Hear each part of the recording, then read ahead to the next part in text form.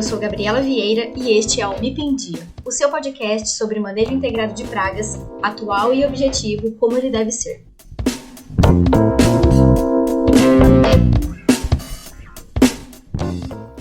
Olá pessoal, sejam muito bem-vindos a mais um episódio do MIP em Dia, esse nosso episódio de número 56, 56º, e depois de um intervalinho aí, né, sem episódios novos, nós retornamos agora com episódios a cada 15 dias, né, quinzenais, pelo menos por enquanto. E qualquer novidade, eu aviso vocês sobre alguma mudança, né, na periodicidade das publicações. Então, por enquanto, a gente segue aí com 2 episódios por mês. E no episódio de hoje, nós vamos falar sobre organismos bastante importantes, né, na agricultura. Geralmente, quando a gente fala sobre eles, a gente tem uma impressão ruim, né? A gente se lembra de algo negativo, mas nós vamos comentar um pouquinho aqui também de que não são todos eles que são pragas, né? Na verdade, doenças, não são todos eles que causam prejuízos à agricultura. Nós também temos organismos, espécies que são benéficas. Então, nós vamos falar hoje sobre os nematóides. De forma geral, né, os nematóides, eles são organismos, animais cilíndricos, embora em algum momento da vida, especialmente as fêmeas, elas podem adquirir um formato diferente, né, um formato aberrante, ou as chamadas fêmeas obesas, com formato de rim, de pera, enfim, isso é característica da espécie. Mas, de forma geral, os nematóides, eles são organismos cilíndricos, né, são vermes. E eles pertencem, então, ao reino Animalia, filo Nematoda, e é aqui que eu gostaria de chamar a atenção de vocês. Quando a gente fala de nematóide, a gente logo pensa, né, nesses animais que causam grande prejuízo, mas dentro do filo Nematoda, apenas 10% dos nematóides são fitoparasitas, ou seja, são organismos que causam prejuízo, que se alimentam das plantas e trazem aí todas as injúrias e danos, né, por consequência, as perdas de produtividade. Então, vejam, a gente tem muito mais nematóide que não é maléfico, né, que não é fitoparasita, do que nematóide que é, de fato, prejudicial para a agricultura. Dentro dos nematóides que são benéficos, a gente pode lembrar aqui dos famosos NEPs, que são nematóides entomopatogênicos. O que é isso? São organismos que, de alguma forma, eles vão matar insetos que são pragas, né? Então, esses nematóides geralmente entram no corpo do inseto por alguma estrutura, espiráculos, enfim. Espiráculo, né, são aquelas estruturas que ficam na lateral do corpo do inseto que eles usam para respirar.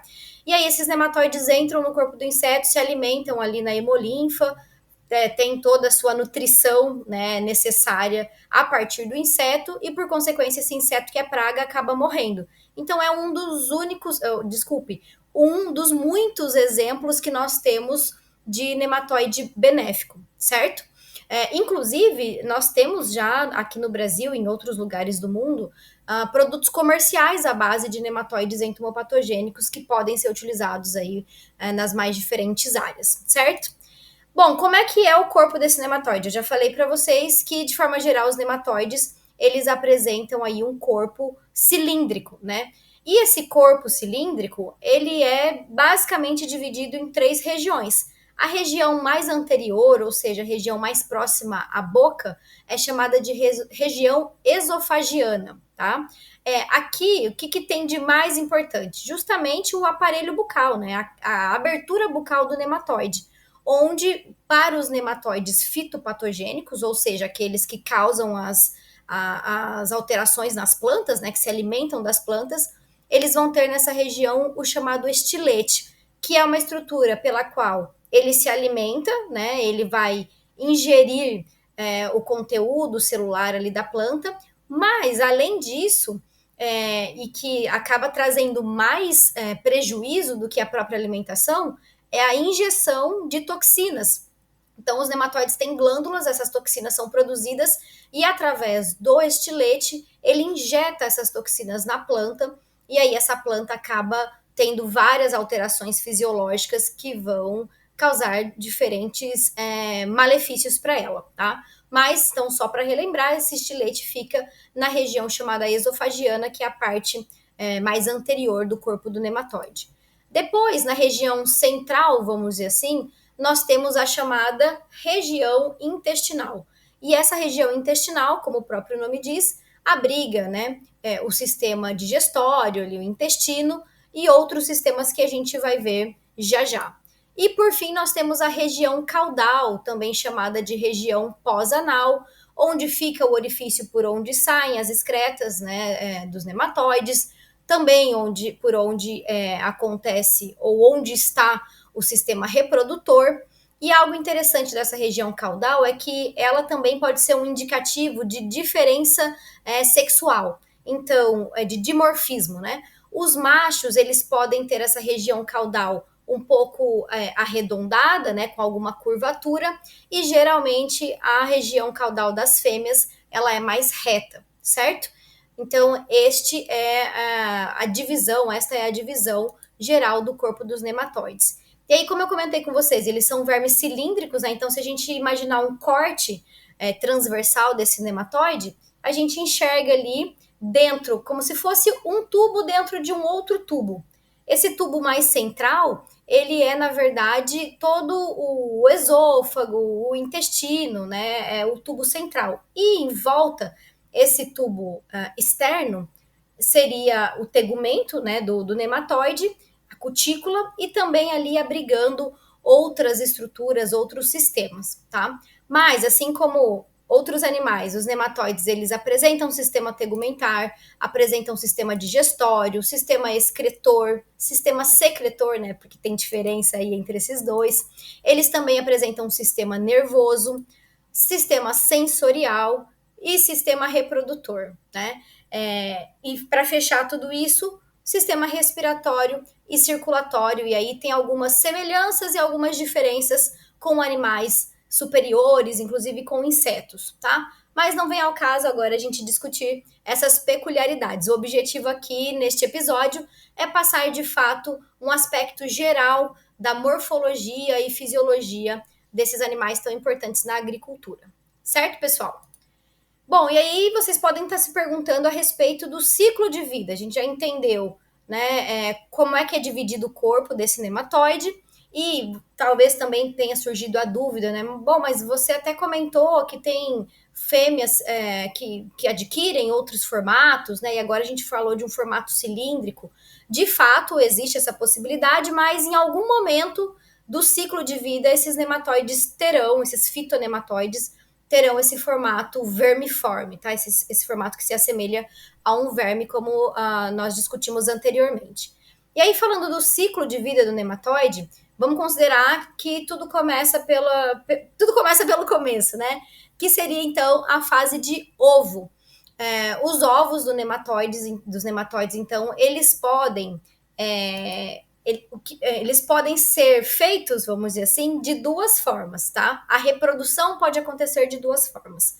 A primeira delas é a anfimixia, que nada mais é do que uma reprodução cruzada, de fato, onde acontece, né, a fecundação do gameta feminino pelo gameta masculino, mas nos nematóides, assim como nos insetos também, alguns deles, né, existe a possibilidade da partenogênese, ou seja, a reprodução sem que aconteça o cruzamento, né, a fecundação, então o encontro do gameta feminino com o masculino.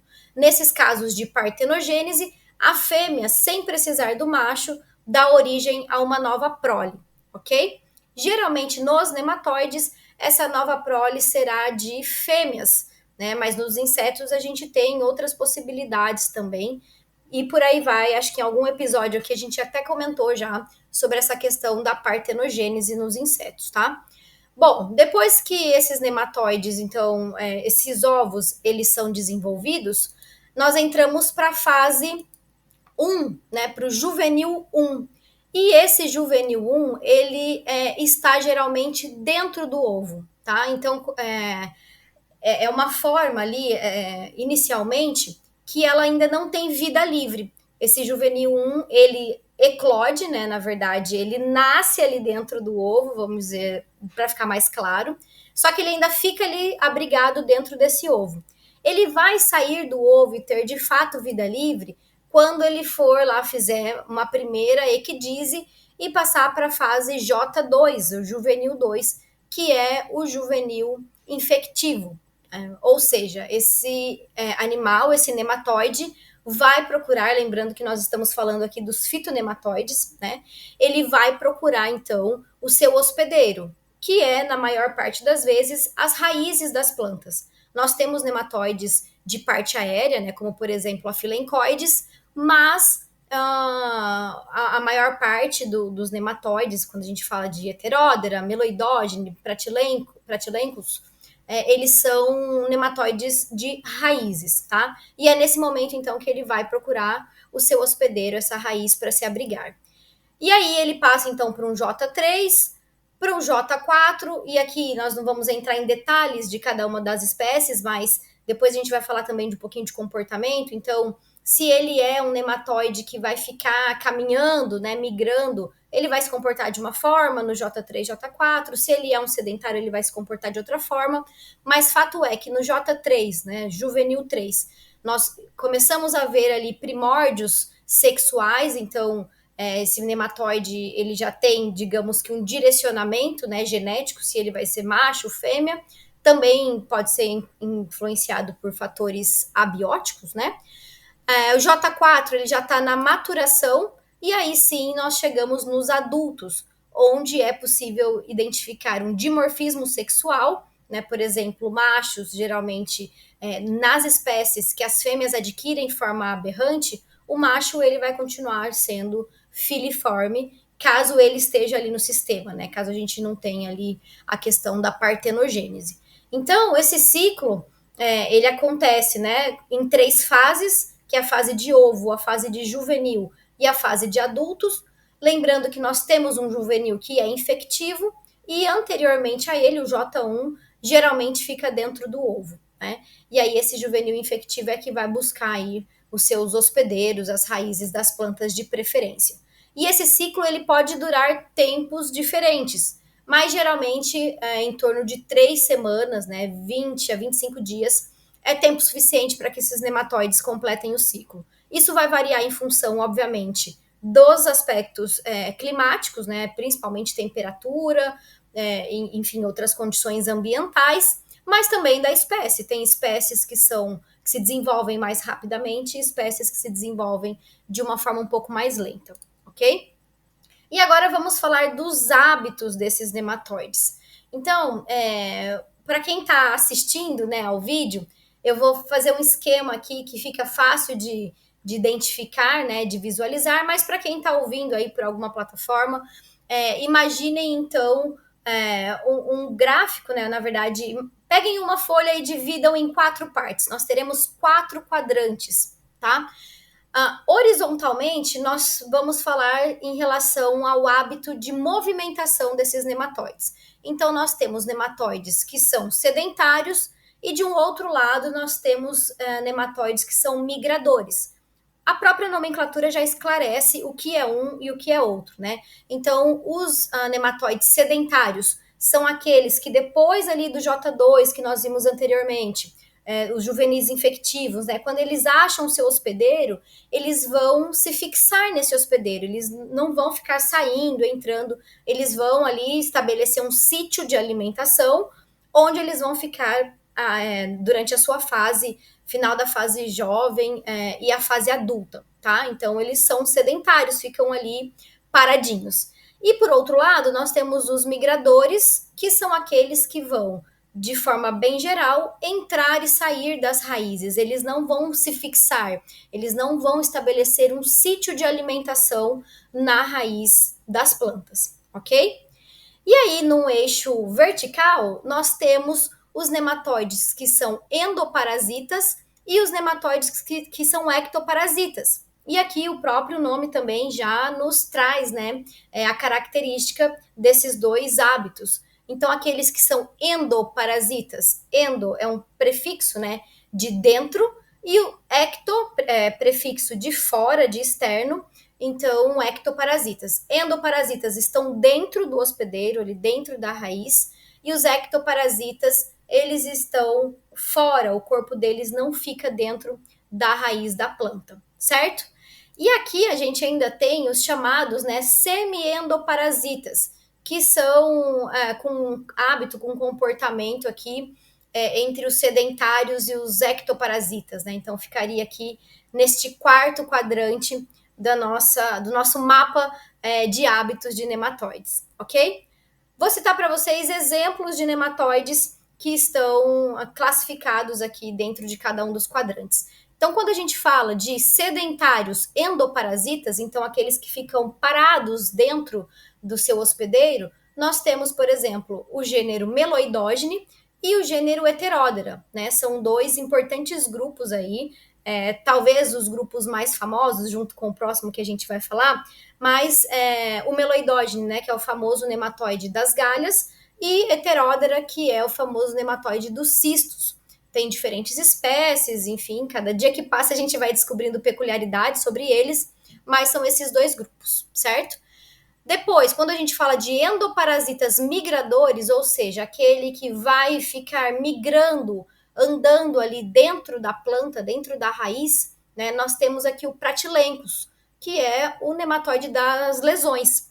Ataca aí N culturas, né, soja, cana, enfim. E uma característica dele, quando a gente olha para a raiz da planta, é aquela raiz enegrecida que já está apodrecendo. Justamente por quê? Porque quando ele vai migrando ali dentro das raízes, né, entre as células, ele vai causando galerias e acaba matando, né, a planta vai apodrecendo. Então, a característica que a gente vê, né, o sintoma que a gente vê do ataque dele na raiz é justamente em função do hábito migratório que ele apresenta, certo?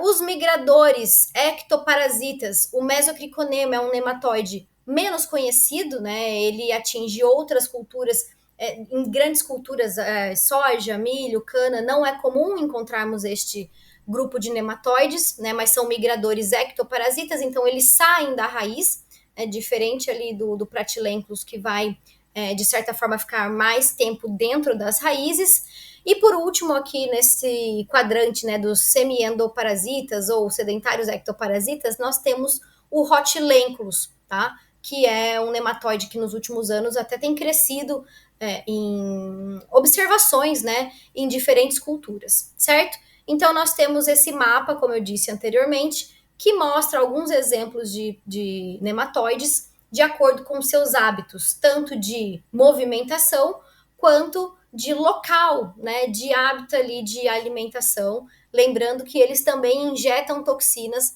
quando estão se alimentando, e isso é um dos maiores problemas aí para a planta, né, para a fisiologia da planta, certo? E aí, pessoal, quando a gente pensa no que o nematóide fitoparasita causa nas lavouras, a gente lembra, né, de plantas que ficam definhadas, plantas que têm uma coloração diferente de outras, elas parecem menos nutridas, né? Elas ficam ali, de certa forma, plantas doentes, né? E uma característica que é importante a gente lembrar dos nematóides é que eles acontecem em reboleiras. Então a gente vê manchas pelas lavouras com áreas, né, com plantas amareladas que mostram que não estão se desenvolvendo bem, que mostram justamente então esse ataque de nematóides em reboleira, tá? É uma das características para que a gente consiga identificar. Mas, obviamente, a gente precisa, como são organismos, né, que são difíceis de serem enxergados a olho nu, nós precisamos de investigações mais aprofundadas, fazer a coleta de raízes, de solo, identificar, né, mandar o material para um laboratório de identificação, para que nós tenhamos a certeza de que, de fato, são nematóides, e mais do que isso, né, saber quais os nematóides são encontrados nas áreas, para que a gente tome as melhores medidas de manejo, certo? Então, o objetivo desse episódio foi mostrar algumas peças do quebra-cabeça do manejo integrado de nematóides, né? Então, falando um pouquinho sobre a morfologia, ou seja, como é que é esse organismo, a anatomia, a fisiologia, né? Como é que ele funciona, a gente precisa entender desses hábitos para conseguir conhecer de fato, né, o que ele está causando, para onde é que ele vai, né? E aí a gente consegue tomar a melhor decisão. Aqui o ciclo de vida, como ele vive, e assim a gente junta as peças do manejo de nematóides, né, em busca de sustentabilidade produtiva. Essa sustentabilidade, claro, vem não somente da sustentabilidade ambiental, né, mas a sustentabilidade econômica da lavoura, que tomando as decisões certas no momento correto, escolhendo as ferramentas corretas, a gente consegue ter um custo-benefício otimizado e tudo isso revertido, né, em produtividade, por consequência, a sustentabilidade também, certo? Então, pessoal, esse episódio foi com o objetivo, de fato, de trazer informações gerais sobre os nematóides para vocês. E no próximo episódio, o episódio de número 57, eu vou conversar com uma nematologista, né? Vocês sabem que eu sou entomologista, dei uma arriscada aqui para explicar superficialmente aspectos gerais dos nematóides, mas no próximo episódio eu vou trazer aqui uma pessoa super bacana, que é nematologista, e aí ela vai tirar as principais dúvidas que nós temos sobre esses organismos, tá certo? Espero que vocês tenham gostado desse episódio e, como sempre, até o próximo. Você ouviu o MIP em Dia.